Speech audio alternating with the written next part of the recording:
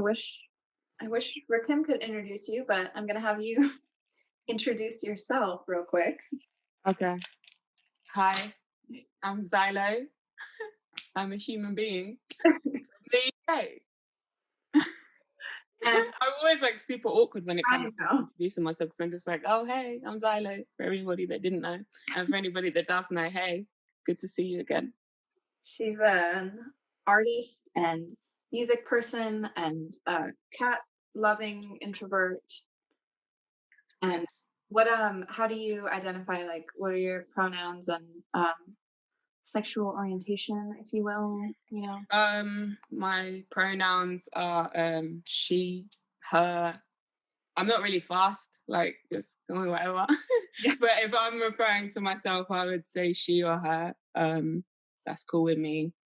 And my sexual orientation, I think you'll find throughout this whole thing, I don't really like to attach myself to too many labels. I just don't really like labels Yeah. in anything. I think it's because I just don't like feeling confined. And because I change a lot and grow a lot, sometimes I find for me personally, labeling stuff can be quite limiting. And it's like if you say you're like one thing, and then 2 years down the line, you experience some different shit in your life, and you're not that anymore. People hold you to that. Yeah. Um, What you said but 2 years ago. Like, yeah, so I'm just a human being, and I like people. Yeah, that's pretty much it. love that. And safe, nice, safe bet. I'm like Yes. literally falling asleep in my arms.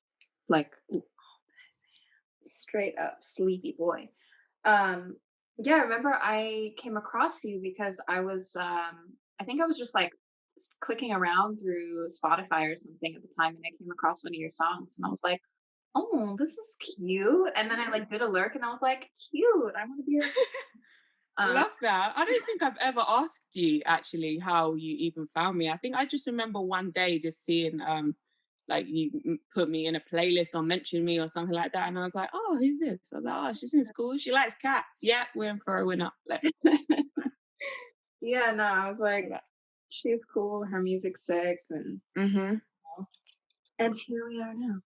I don't actually know your coming out story or if you have a coming out story at all, but if you do, did you notice a difference in your creative process, like before and after you came out, or even if you just came out to yourself and like were like, I'm a little different?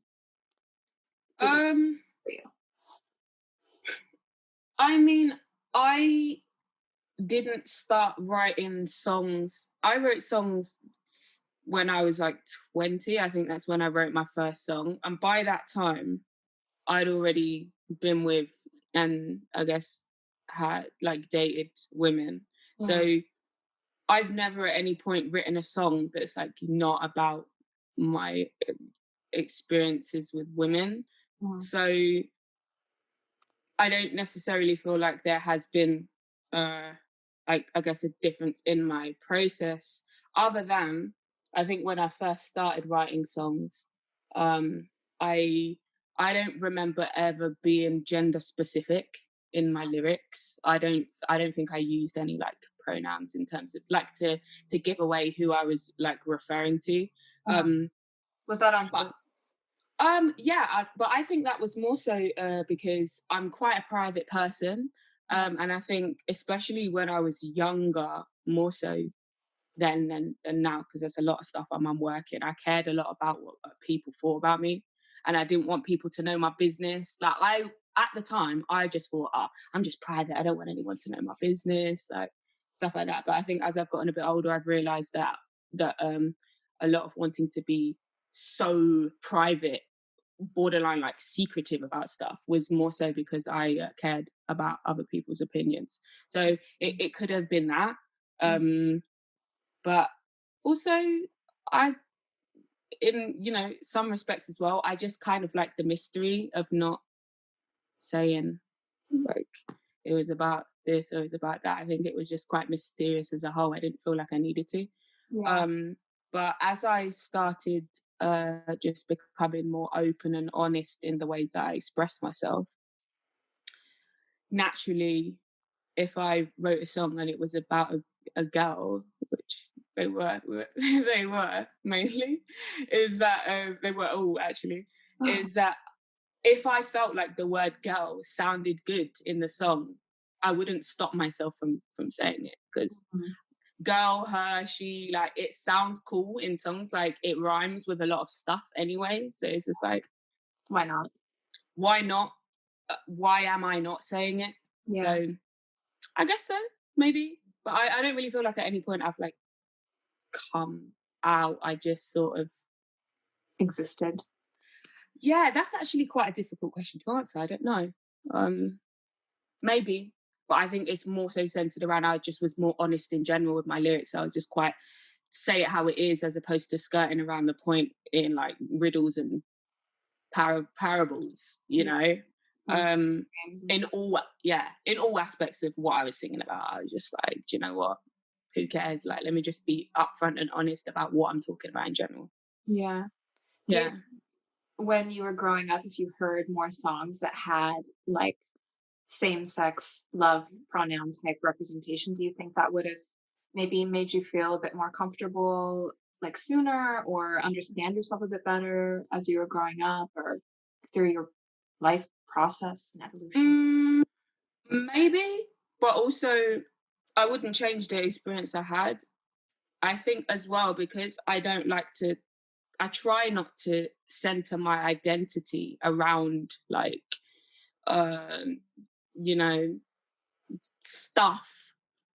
I'm also want to try and center it around like things that are like completely within me. Like, I don't know, like the fact that I like to, like I'm a student or like a learner or I'm curious, like things like that.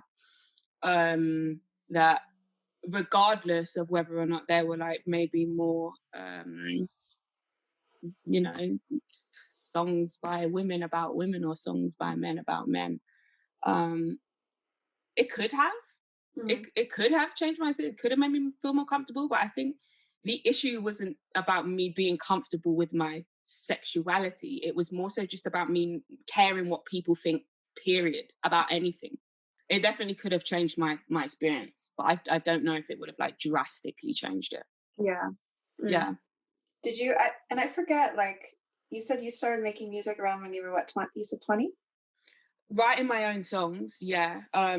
I started doing, I guess, like music or exploring that, expressing myself in that way, like a little bit younger. But at first, I um, I felt I didn't know how to like write a song. I was more so like into poetry and art.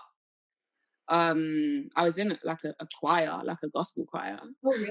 I So didn't know that. yeah, I that's how I even found out I could sing, to be honest. I'm surprised I have a great voice. I didn't know. I'm gonna be 100 with you. I didn't know. I just thought like me singing was the same as like anybody else singing. I was like everybody sings like in the shower and stuff. Mm.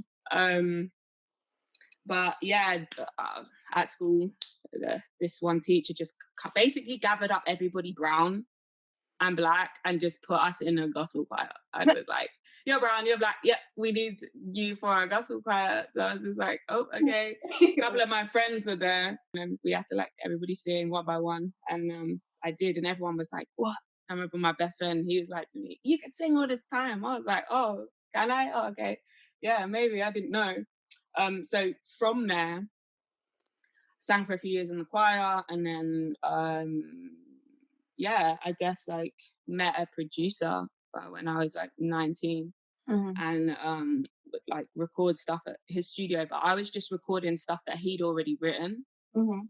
Um and they were like, I guess, concerned with like, I don't know, writing like hit songs and stuff like that. And I didn't, me hearing that, having no experience, I just kind of thought, oh, well, I don't know how to write a hit song. I didn't even know I could sing.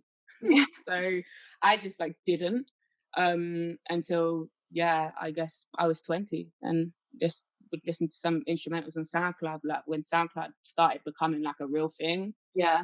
and just, yeah, put poetry to music and did. And the first song I wrote was about an experience I had with a girl. Aw. I know. Do you feel do you feel like I mean, I'm sure back then, just from what you said, but do you feel now any pressure to create stuff that sounds or looks a certain way? And how do you fight that pressure? Because I feel like you've always been very like consistent with your sound and it feels and Thank you. looks. Everything just is very authentic to you. Oh, Um, thanks. but I can imagine the pressure to, sing this way or do things this Mm, way or make songs that sound like whatever. So how do you maintain your, authenticity with all authenticity. this? That's an interesting one. I think, like I said, at first, before I had the confidence to write my own stuff, I felt like I guess it had to sound a certain way, because as somebody who just wanted to soak up as much knowledge and learn as much as I could, I was just like, well, I don't really know what I'm doing. I just like singing. So I'll just take whatever you're gonna throw at me, I guess. But then and I guess that was more like along the like pop lines, but I think that was just down to the person who I was working with at the time.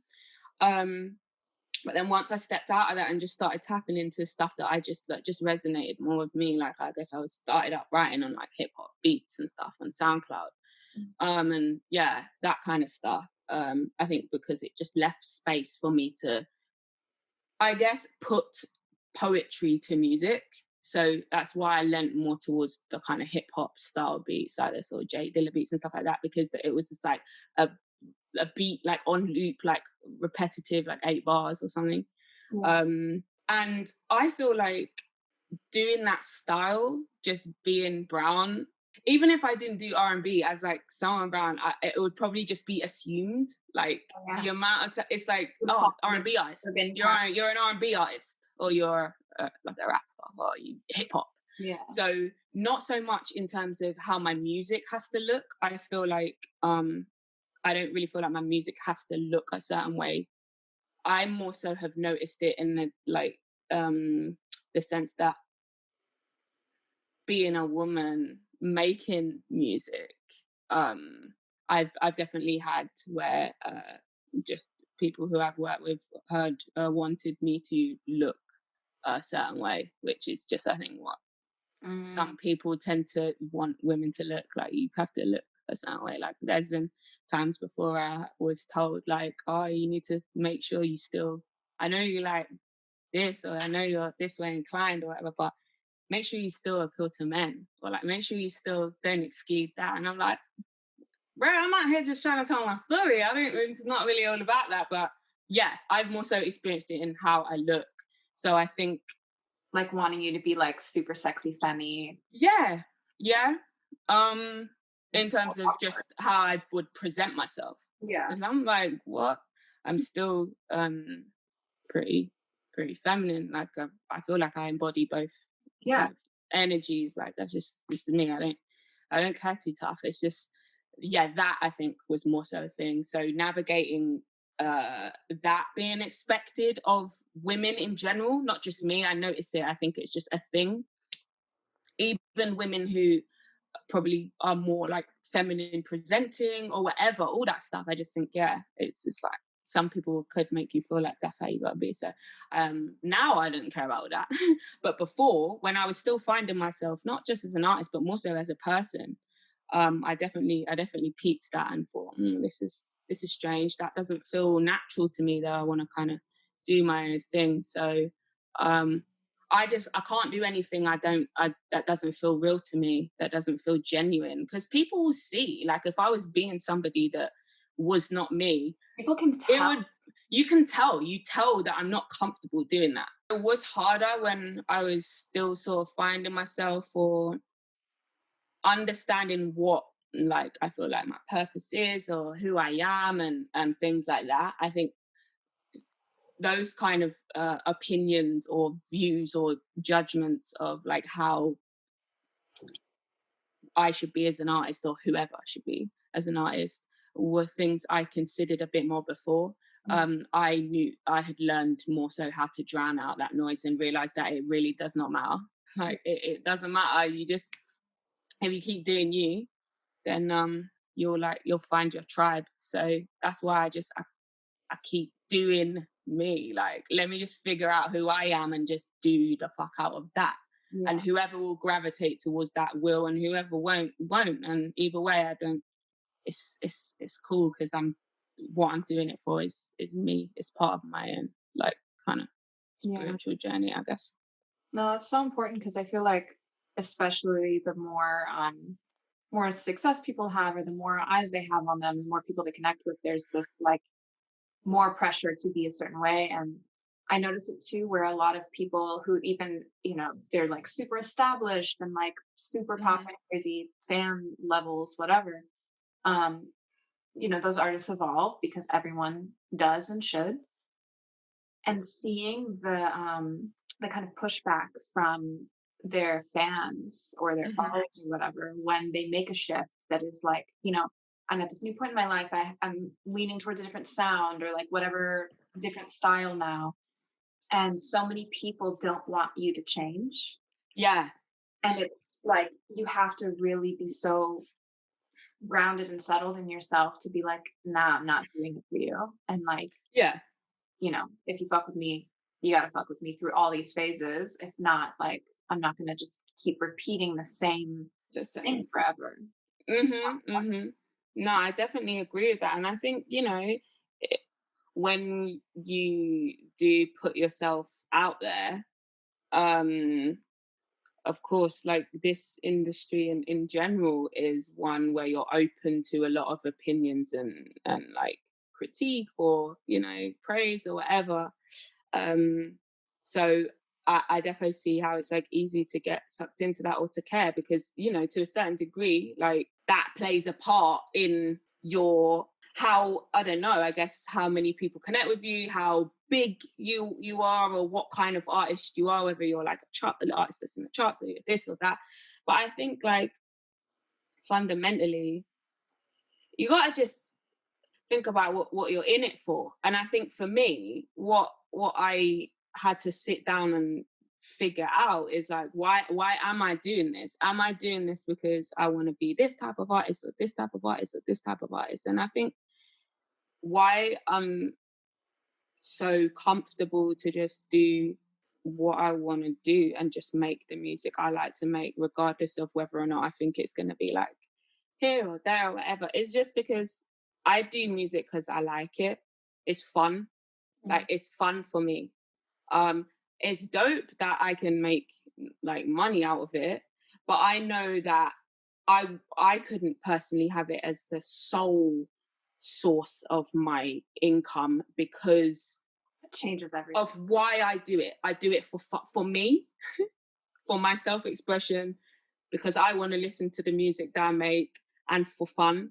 And there's a lot of things that I think I would have to compromise being realistic in this industry. Like if I made it like my sole thing that I do.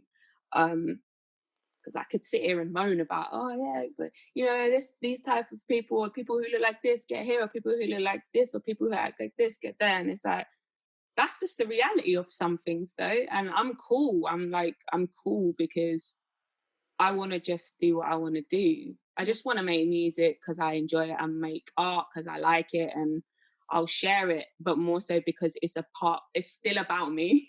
Yeah. It's like, it's about my own self-development.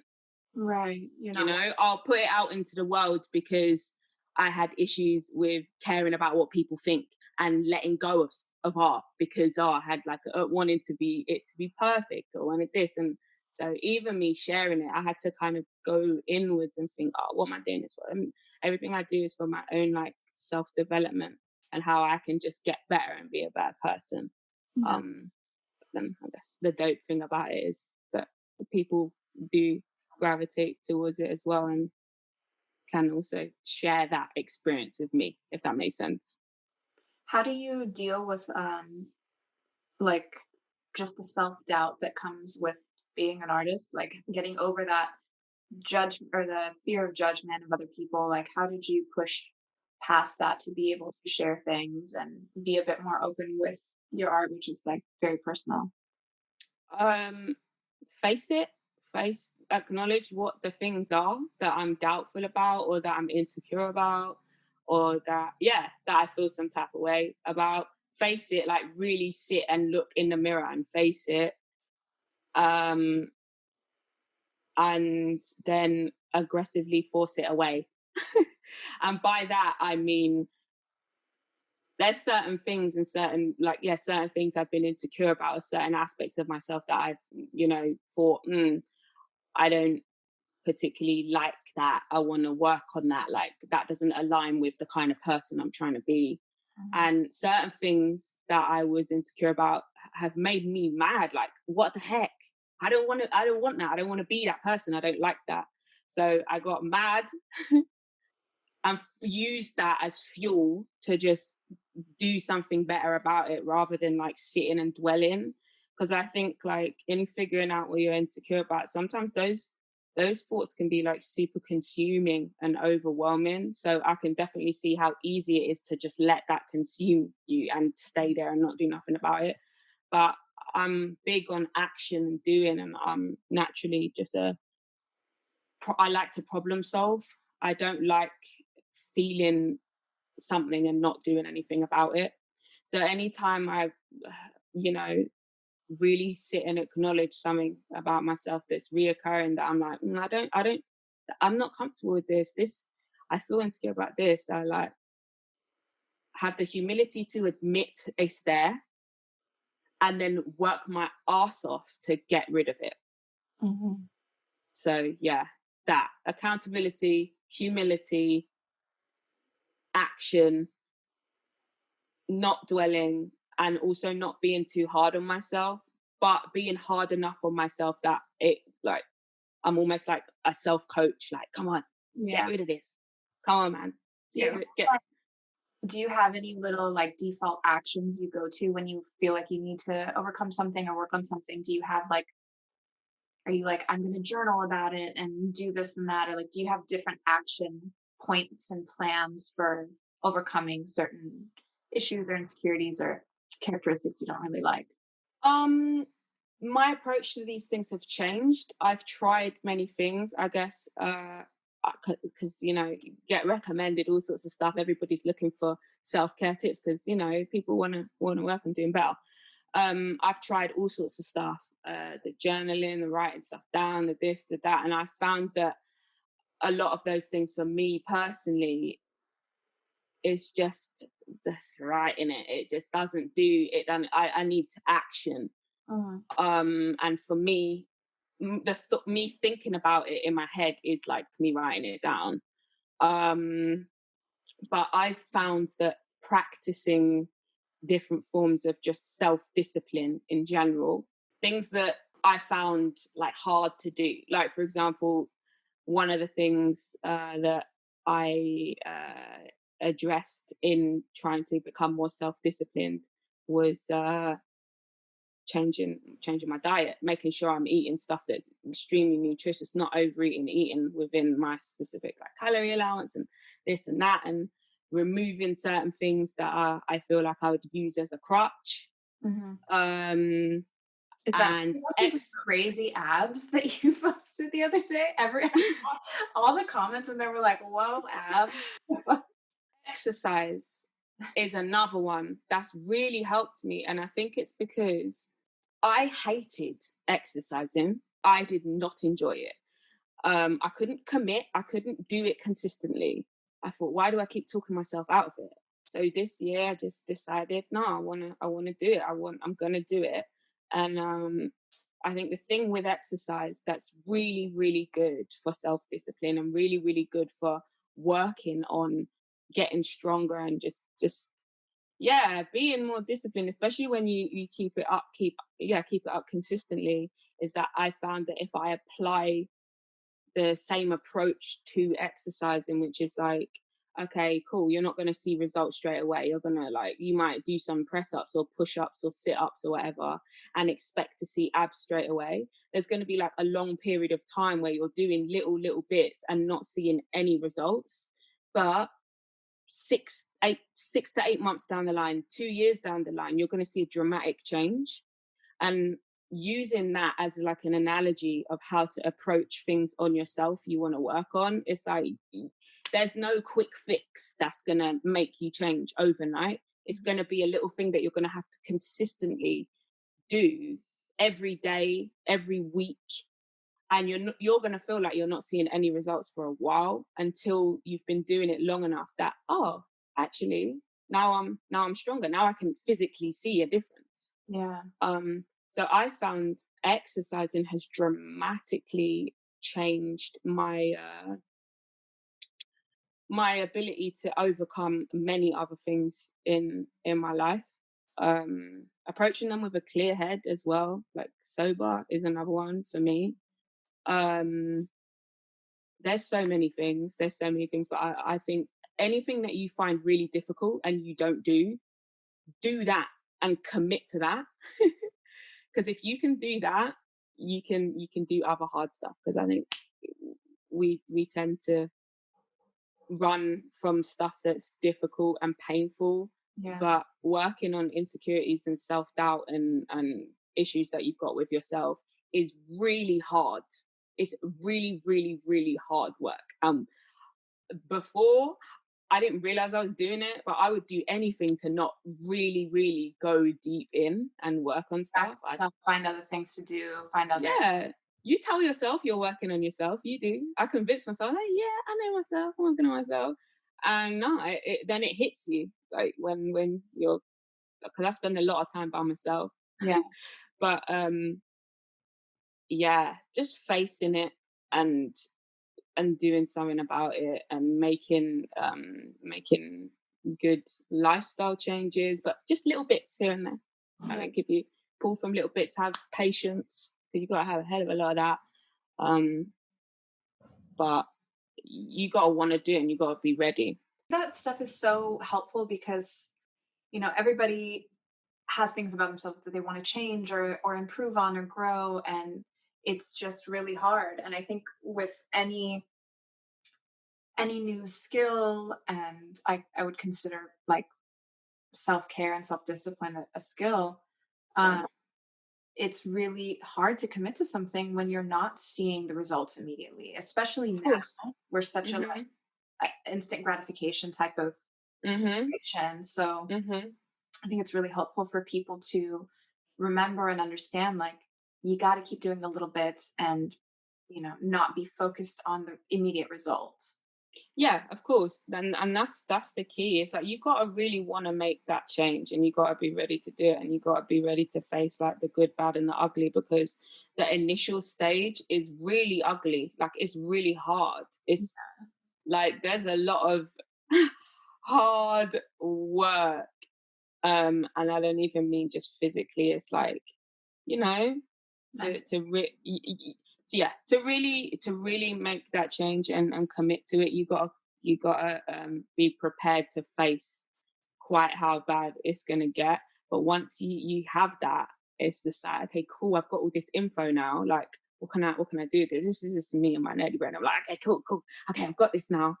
You gotta be hungry for it, hungry to do something about it, and then, like I said, yeah, just aggressively work on trying to do better. But I've definitely found that I, before being able to commit to being a better person for myself, I couldn't really commit to many things. Mhm. Like I wouldn't be consistent with like certain things. I wouldn't. That probably would be why I couldn't keep up working out or keep up doing this or keep up doing that, because I couldn't even commit to myself, if that makes sense. Yeah. So once I started just doing little things and thinking, okay, what's one of the things I overindulge in, or what's one of the things I think I do too much of? Okay, let me see if I can really just focus purely on that, tunnel vision with that. Okay, this has got a bit better now. Like, I'm going to do something else. Okay, cool. And then like put it all together, and then you start noticing massive differences. So. Yeah, it's almost like there's a discipline muscle in our brain, and you just Mhm. slowly train that one, and then once it's strong enough, you can apply that to Yeah, yeah. any. You got to go to the brain gym. Yeah. Day by day, you start doing the little brain workout here, brain workout there. Eventually, your brain gets stronger, and then you I don't ever feel like I feel like once you start doing that work, you never ever go back to the state that you were before you started working out. It's literally the same. Like if you start working out and then I don't know, say you worked out consistently for years or whatever, yeah, and then like you have like a month of where you don't. When you go back to working out, it's not going to be like starting from scratch. Yeah. And it's a similar sort of thing with that. I think once I started viewing it like that, I realized it helped me to, I think, have more patience with Mhm. myself and make sure I do it consistently, because it's like, okay, it's cool. Some days, it's not going to be as easy. Some days, like, it's the same way where some days I might try and do certain part of my workout and it's hard, but then I do it the next day and it feels easier. It's so similar. It's like such a similar process. Mhm. You just have Yeah. you just have to be committed. No, I think that's all so helpful. I love hearing people's different I guess not strategies, but just approaches for dealing with self-discipline and insecurity. Mhm. Mhm. Something different works for everybody. So it's Yeah. fun to try everything. Yeah, Um, for sure. okay, I have a fun question. If you could dream up your ideal creation zone, what would it look like? There's no limitations on anything, whether it's electricity, Mhm. physics, you could be in space, you could be in the ocean, you could be in both somehow, whatever. Just your like perfect magical space to create and exist in. Great question, by the way. I love that question. Um, okay, let me paint the scene here. Ooh, okay, okay. I'd say it would be a room that's like well lit, like a big room, right? That if I press a button, the way the room looks can change. So depending on my mood, I can change the like wallpaper almost of like the room. Like how you can make a different screensaver or like wallpaper for your phone. I would have it so that I had like a bunch of different things and I could just press it. It could be like I put my fingerprint on it and it would be able to like assess my mood and make the colors and everything in the room best fit that mood on the day. It's very That would be the technologically room. advanced. That would be the room. Yeah, yeah. Just see. That would be a thing. That would be a thing one day. Oh, I'm So sure. it'll be that. There'll be like comfy sofas and like a bed. There'll also be like a massive fridge and place for snacks. Like there'll just be an abundance of snacks. It will never ever run out. Mhm. I think I'll just have loads of different like vending machine style things of where if I want to do, it'll have like art stuff or it'll have like equipment or whatever. And it's like, okay, what am I gonna do? What am I gonna use today? Of either art stuff, music stuff, just any things to create, which I can do in the room. But it will also have an outside space, right? And similarly to the inside space where you can press the button and change it, it will have both a garden. So yeah, just a nice garden with loads of plants, and just massive open space. But then also I could do the same thing and it could be a beach with like the ocean on some days as well. Because sometimes I'm in a mood for like the ocean. I love hearing the sounds of the sea, Mm. and waves and just the beach. But then I also like I've really grown to love a good garden. Like I love my garden. You'd see I'm always This is out very there. fun. So yeah, I think what we've established here is I would like it to change often. Yeah, I love change, so I'd want it to be able to constantly change and be fit to my mood. I love that. That sounds fun. Yeah, So it's like, it's like oh, that was good. hearing. What about you? I kind of want to ask you. Sorry, my bad. Oh, mine is there's a lot going on. I realized what it was when I started meditating a lot. Okay. I have like my own slew of insecurities and issues, and um when I was just trying to get over my own um, self doubts and like negative self talk when I wanted to start making music, I started doing this one meditation. Mhm. So I'm in a field. It's like a big meadow, like really beautiful, like grassy and flowers. And it's like a big open meadow. But then the perimeter, like the two sides and the back of it, are like this beautiful, lush forest. The And thoughts. then in front of me is a cliff and the Mhm. beach. That is so nice. So I'm getting like all these things. And then um my little zone in there is this like big golden warm like bubble room. Mhm. Mhm. And in there it's like I can see everything outside me and like hear everything and feel everything, but then I'm like very protected. Mhm. In Mhm. that little area it's only like only positive thoughts and energy are allowed.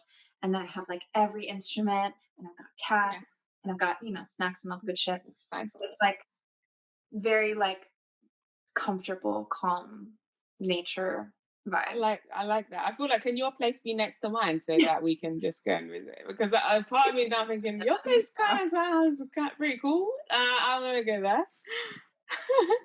I'll come to your place. You can like I can have it like be raining on my bubble but still sunny, you know? The vibe. See what? Yeah, that's a vibe. That's what it's all about. Like, but no, I feel you on the nature and the beach. It's the combo of both. It's very peaceful. I Like, find there's something so humbling about being out in like wide open space with you, like you said, edge of a cliff type vibe, or just right next to the ocean. I think it sort of, well, for me anyway, it forces me to really think about how massive the world is. And it puts into perspective that I'm just this little ant on this planet, this massive planet. And yeah, it reminds me that the world is so much bigger than just the one little space that I'm so used to being in. well, I'm glad you overcame whatever little fears you had of sharing stuff and came and shared your wisdom and your light. Ah, thanks. I appreciate you having a space for that. That's dope. Well, I feel like that's a good note to wrap it up on. Woohoo. But thank you for doing this. And Oh, you're welcome. yeah, we need to take a photo. I'm going to do a screenshot. Ready? One, Yeah. 2, 3. Thank you so much. Oh, you're welcome. Like, hopefully that was cool. I feel like that was cool. Yeah, that was great. That was really, really great.